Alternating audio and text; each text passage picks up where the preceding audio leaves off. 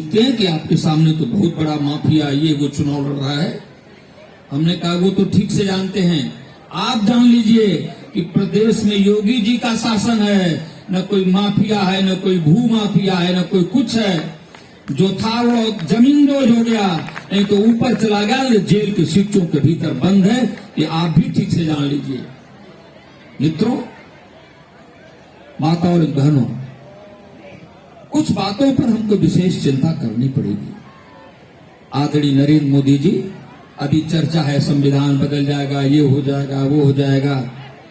अरे जरा देखिए, आप प्रधानमंत्री के पद पर बैठने से पहले वो प्रधानमंत्री हैं जिन्होंने संसद भवन के सामने साष्टांग दंडवत किया था जाकर। इसका यही अर्थ था कि डॉक्टर अंबेडकर द्वारा बनाए गए संविधान का पूर्ण पालन करूंगा, 100% पालन करूंगा। यही संदेश था सारे संसार को, पूरे देश को। आदरणीय मोदी जी का कुर्सी पर बैठते उन्होंने दो बातें कही मित्रों, जिसको ध्यान दीजिए आप।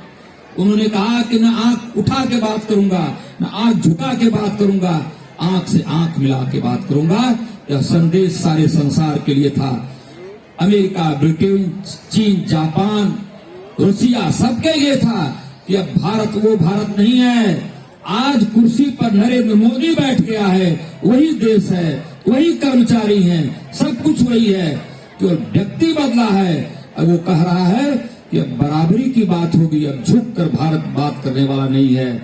अब वो भारत गया, आज ये नया भारत है, नया भारत है। मित्रों, अब प्रधानमंत्री जी को देखिए, भारत माता जो सपना था पार्टी का कि भारत माता को विश्व के सर्वोच्च सिंहासन पर बैठाएंगे, भारत माता का मान बढ़ाएंगे, ये प्रथम उद्देश्य था, ये प्रथम लक्ष्य था।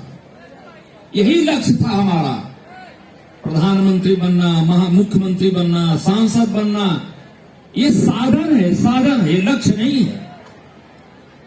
हमारे मित्र जो गाड़ी में बैठते हैं वो कहते हैं कि गुरुजी जरा आसान बोलिए, जरा सरल बोलिए। अरे जिंदगी भर तो पढ़ाया हो क्लास में, ये ध्येय था लड़के कैसे फर्स्ट क्लास पास हो जाए, कैसे टॉप कर जाए, अच्छी अच्छी बातें बताओ उनको। तो दिमाग में जबान पर तो वही सब बैठा हुआ है, कहां से सरल बोल दूं, कहां से आसान बोल दूं। मित्रों, मिश्रा जी बैठे हैं, हंटिंग करने माने होता है शिकार करना। हम अध्यापकों से कहते हैं कि जो लड़के 20 में 20 टेस्ट में पा रहे हैं, हंटिंग करो, शिकार करो।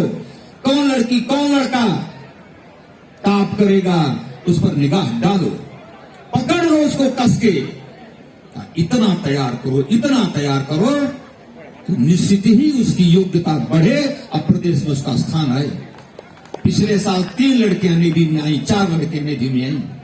जब चरित्र प्रमाण पत्र लेने आई तो हमने कहा कैसे हो गया, तो उसने कहा कि मोदी जी का डिजिटल इंडिया, इसने हमको बनाया है, नेवी में बैठाया है। हम घर बैठे अपने छप्पर में बैठकर मोबाइल में देख रहे थे कि वांट कहां निकली। हम वांट भरे, बंगलोर गए, हमने इंटरव्यू दिया। इंटरव्यू देकर हम चारों लोग नेवी में आ गए हैं। सीना ऊंचा हो जाता है देख करके। हमने काम किया, हमने पढ़ाया लिखाया। सांसद जी से पूछिए जो 19 से अब तक थे, अब तक हैं भी, उनसे पूछिए कि 5 साल आप कहां थे, यहां थे नहीं, पार्लियामेंट में थे नहीं, तो कहां थे भाई बताइए। और हमसे पूछते हैं, मीटिंग में पूछते हैं कि आपने मास्टर साहब को देखा है, तो उनके लोग कहते नहीं देखा, नहीं देखा, नहीं देखा। अरे हम तो इस क्लास में पढ़ा रहे थे, हमको कैसे आप देखेंगे। देखने दिखाने का जिम्मा तो आपने लिया था। पार्लियामेंट में शपथ खाई थी आपने कि जहां से जीता हूं जनता की सेवा करूंगा।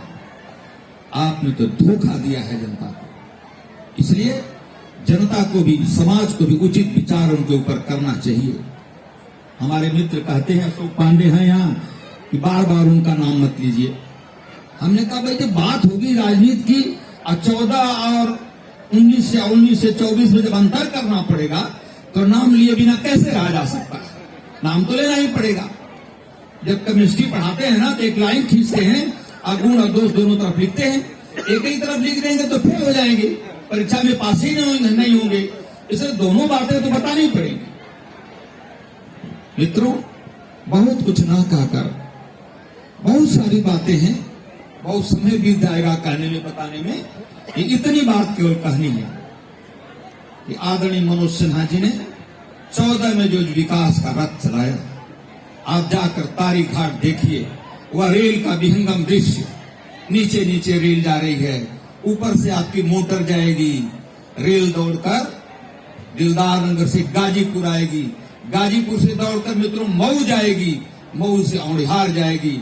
रेल का इतना बड़ा त्रिकोण बनेगा कि पूरे देश में रेल का इतना बड़ा सेंटर नहीं होगा। अगर मनोज सिन्हा रहे होते तो 3 वर्ष का समय दिया था उन्होंने, 3 वर्ष में सारी योजनाएं पूरी हो गई होती। 5 वर्ष ये काला अध्याय रहा इस जिले के लिए। तनिक भी कोई विकास के लिए आदरणीय सांसद जी ने एक पत्र भी नहीं लिखा रेल मंत्रालय को। इसके लिए कौन हाथ पकड़ा था? लेकिन आपको इतना आश्वस्त करता हूं, यदि पार्लियामेंट जाने का मौका मिला तो जो 14 से चला विकास का रथ 19 में जो रुक गया था, उसको दुगनी ताकत से आगे बढ़ाने का प्रयत्न करूंगा। मित्रों, दुगनी ताकत से आगे बढ़ाएंगे।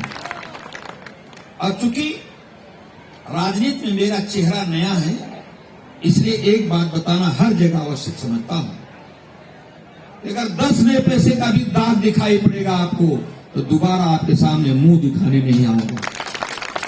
और तीसरी बात जो कहता हूं कि रात दिन आपके कदम से कदम मिलाऊंगा, आपके कंधे से कंधा मिलाऊंगा, आपके बीच में उपस्थित रहूंगा, आपके मान सम्मान पर कभी कोई आंच नहीं आने दूंगा, कभी कोई आंच नहीं आने दूंगा। इतनी बात कहकर अपनी बात समाप्त करता हूं, लेकिन एक बात और कहूंगा। आज बड़ी कड़ी धूप थी, 1 जून को हो सकता है मौसम कितना खराब है। फिर वही बात दोहराता हूं, उस सन्यासी वाली कि भूल मत जाइएगा, कोई भी ताकत आपको बूथ पर जाने से ना रोके। अगर परिवर्तन चाहते हैं तो कमल का बटन जरूर दबाइएगा, उस दिन जरूर दबाइएगा, जरूर दबाइएगा। बहुत बहुत धन्यवाद। जय हिंद, जय भारत।